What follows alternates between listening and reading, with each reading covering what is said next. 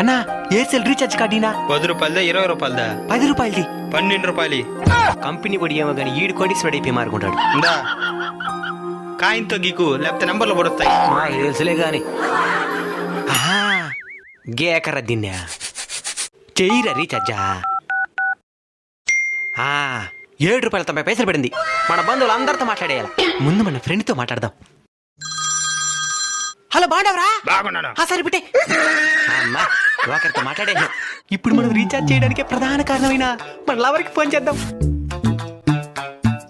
Hello బంగారం బాగుండావా? బాగున్నాను. ఏం చేస్తున్నావా? బ్యూటీ పార్లర్ లో ఉన్నాను. అయ్యో అంతమంతా నాదే.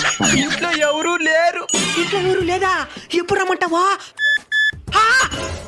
యాంద్ర ఇప్పుడు బ్యాలెన్స్ అయిపోయిందా? ఇంకో కార్డు కొనుక్కుందాం అంటే కూడా డబ్బులు లేదా?